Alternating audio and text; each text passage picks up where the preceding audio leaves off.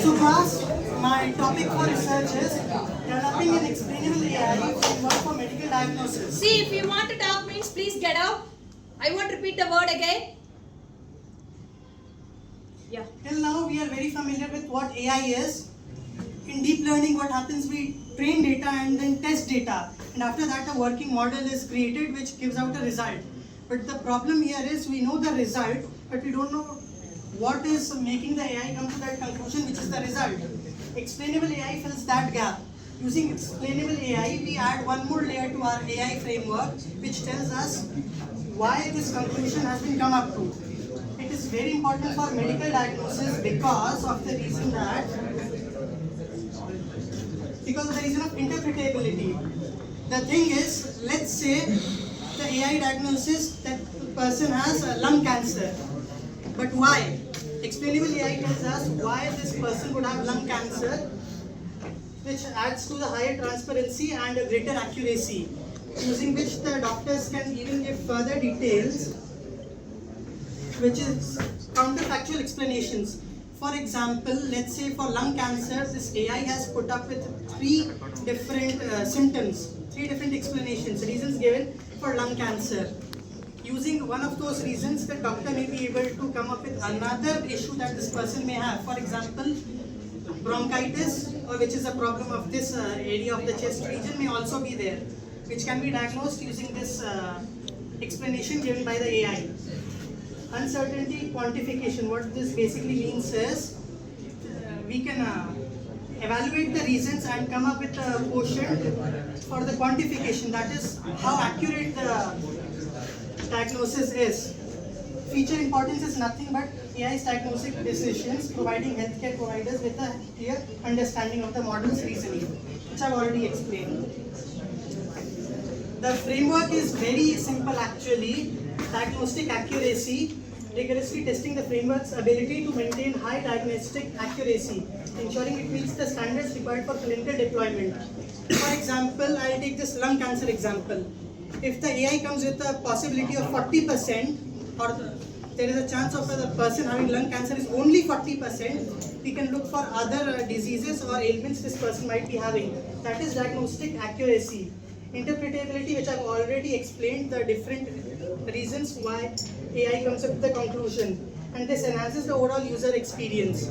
Obviously, when we know the reason behind any evaluation, the user experience will be greater, right? So in conclusion, this basically makes AI very trustworthy.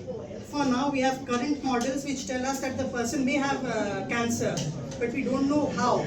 For this model becomes very important in explainable AI. Improved patient outcomes, which is one of the major conclusions, because sometimes it happens with doctors, even if they are very sure about the ailment with which the patient is suffering from, the patient may not realize it. The patient may be of some other opinion. But once he looks at the AI talking, including the symptoms, his belief towards his ailment will be higher. Enhanced clinical trust. What that basically means is by addressing the transparency and interpretability challenges, the framework fosters greater trust in AI-driven medical diagnosis. Even the doctors need to be able to trust the AI conclusion, which is very important. So this paves the way for AI adoption.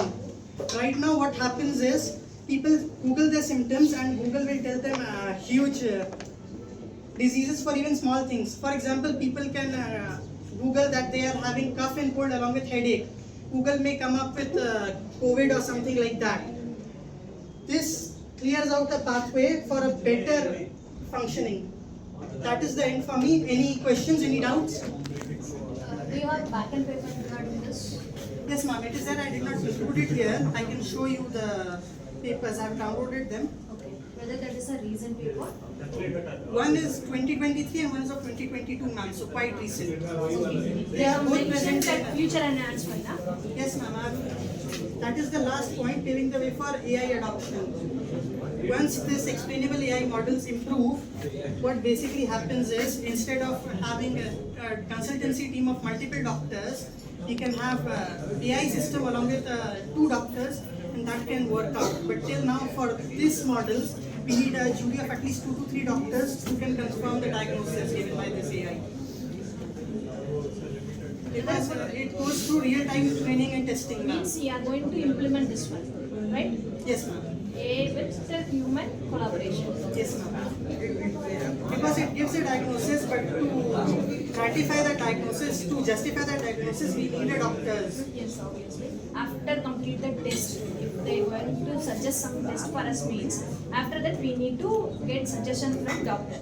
Yes, Without doctor, we can get that same suggestion or elaborate suggestion from your point, right? Yes, ma'am.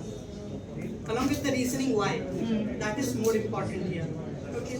Why Thank you. in the sense it is going to give the